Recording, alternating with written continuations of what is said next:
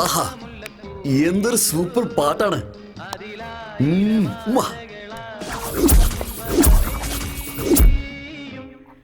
Cheers. ഇത് അച്ഛന് വേണ്ടിട്ട്.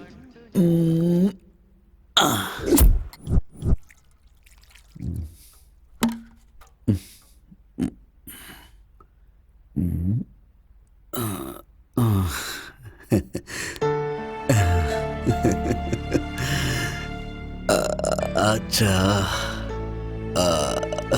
അച്ഛൻ എന്നോട് ക്ഷമിക്കണം അച്ഛാ. അച്ഛൻ എനിക്ക് വേണ്ടി ഇത്രയൊക്കെ ചെയ്തു, പക്ഷെ ഞാൻ അറിഞ്ഞില്ല അച്ഛാ. ദയവേത് അച്ഛൻ എന്നോട് ക്ഷമിക്കണം അച്ഛാ. അച്ഛാ, അച്ഛൻ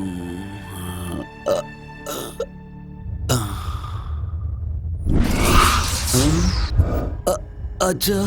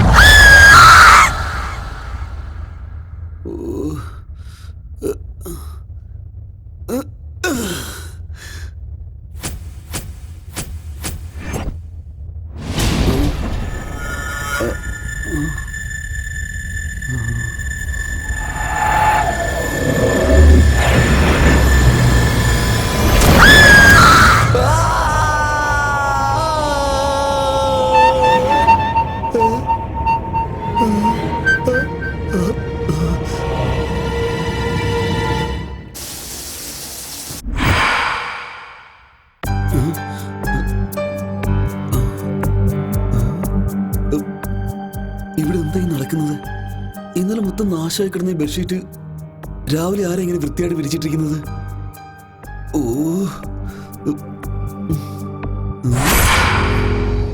ഇന്നലെ രാത്രി ഈ മുറിക്ക് എന്തോ പ്രത്യേകത ഉള്ളതായി തോന്നിയല്ലോ.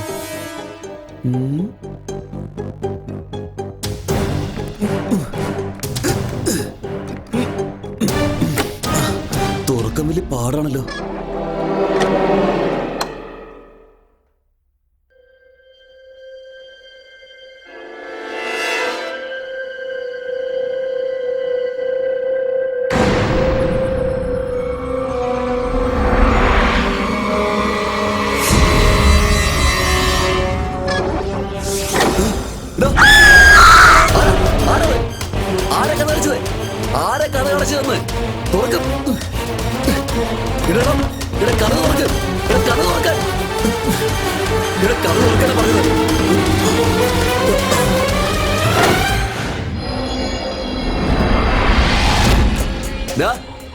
ആരുടെ കഥ അടച്ചത്? ഇവിടെ ആരാണ് ചോദിച്ചത്? അതാരായിരിക്കും? ഇവിടെ ആരും കാണുന്നില്ലല്ലോ, ഒന്നും മനസ്സിലാവുന്നില്ല. ഇനി കാട്ടിലെങ്ങനെ ഇറങ്ങിയിരിക്കും? ആ,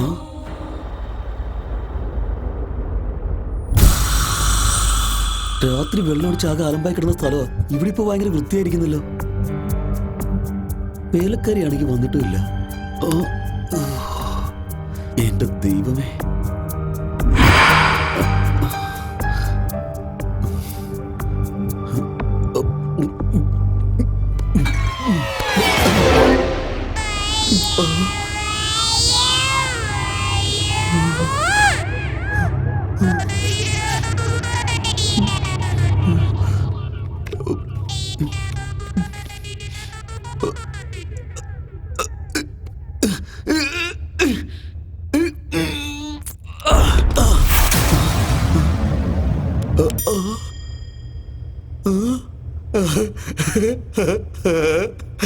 ഇത് കൊള്ളാലോ.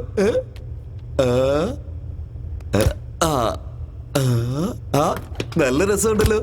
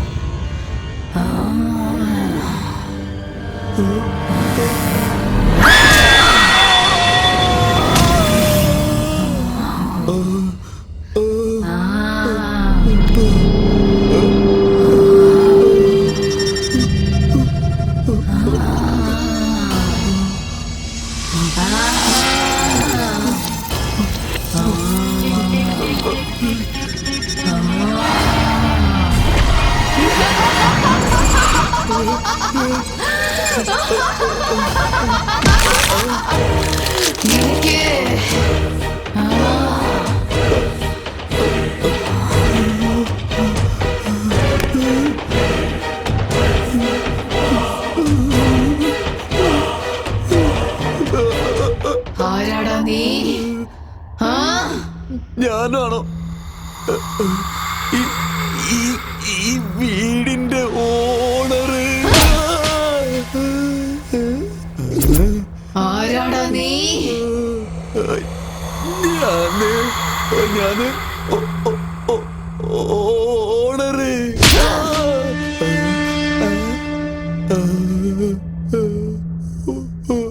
ഇവിടെ എന്തിനാടാ വന്നത്? ഞാൻ ഈ വീട് വിലക്ക് വാങ്ങിയതാ. വിൽക്കാൻ അവൻ ആരാണ്, വാങ്ങാൻ നീ ആരാടാ? എന്റെ പേര് സുഖു, അവന്റെ പേരെനിക്ക് അറിയില്ല. ജീവനിൽ കൊതിയില്ലേ നിനക്ക്?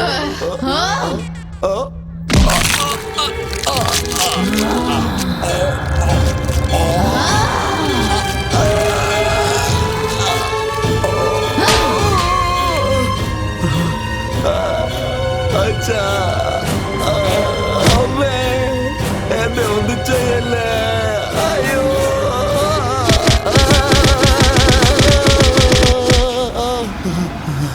ഇനി എന്നെ അടിക്കില്ല, ഞാൻ ചത്തുപോകും. എന്നെ വെറുതെ വിടണം, ഞാൻ എടുത്ത് പൊയ്ക്കോളാം. സത്യമായിട്ട് ഓടി പൊയ്ക്കോളാം. ഈ വീട് എന്റെ അല്ലെന്ന് ഞാൻ വിചാരിച്ചോളാം. ഈ വീട് എന്റേതാണ്. പൊയ്ക്കോളാം, ഇപ്പൊ തന്നെ പൊയ്ക്കോളാം. എന്തിനാ ഇവിടെ തന്നെ നിൽക്കുന്നത്? നിങ്ങൾ എവിടെയാണെന്ന് അറിഞ്ഞിരുന്നെങ്കിൽ ഒരു നമസ്കാരം പറഞ്ഞിട്ട് പോകായിരുന്നു.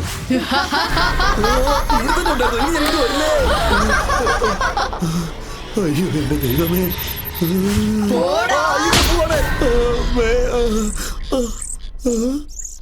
അയ്യോ ചോര. അച്ചോ.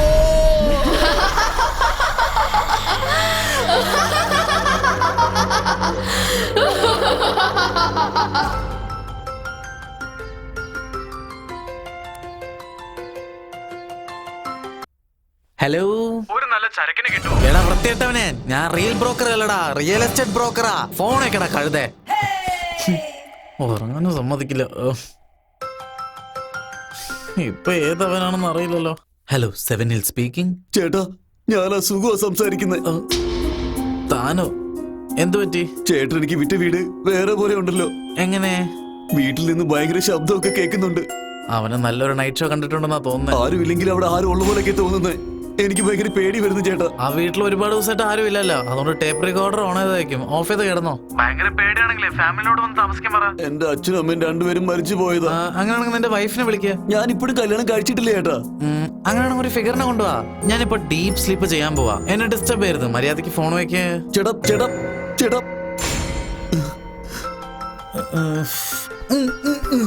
എന്തിനാണ് എന്നെ ഇങ്ങനെ ടോർച്ചർ ചെയ്തോണ്ടിരിക്കുന്നേ? ചേട്ടാ, എനിക്ക് ആ വീട്ടിൽ താമസിക്കാൻ പറ്റുന്നില്ല ചേട്ടാ.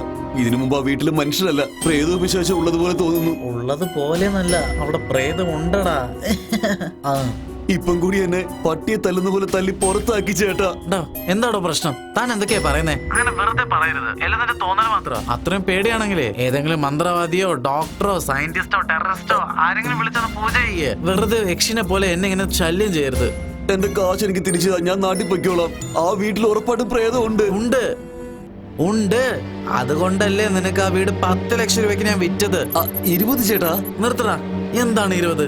കോടി രൂപയുള്ള വീട് ആരെങ്കിലും 20 ലക്ഷത്തിന് വിൽക്കുവോ? അപ്പൊ തന്നെ ഇതൊക്കെ നീ മനസ്സിലാക്കേണ്ടതല്ലേ. അവിടെ പ്രേതം ഉണ്ടെന്ന്. പ്രേതം ഉണ്ടാവും ഉണ്ടാവുന്നല്ല ഉണ്ട്. അതിന്റെ കാര്യം അത് നോക്കിക്കോളൂ. നീ നിന്റെ കാര്യം നോക്ക്. ഓക്കേ? ഡാ രജിസ്ട്രേഷൻ കഴിഞ്ഞതിന് ശേഷേ 10 രൂപയല്ല 10 പൈസ പോലും ഞാൻ വാങ്ങിച്ചു തരില്ല.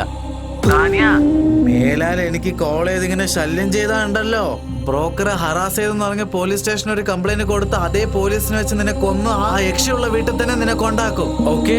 ഇനി നീ മേലെ എന്നെ ഫോൺ ചെയ്യരുത്. ഫോൺ വെച്ചിട്ട് പോടാ. ചേട്ടാ ചേട്ടാ,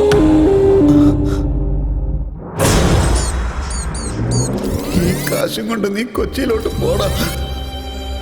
20 ലക്ഷത്തിന് ഇന്നലെ അടിപൊളി വീട് കിട്ടും. നിന്റെ അമ്മയുടെ ആത്മാവിന് ശാന്തി കിട്ടണമെങ്കിൽ സന്തോഷത്തോടെ ജീവിക്കണോടാ.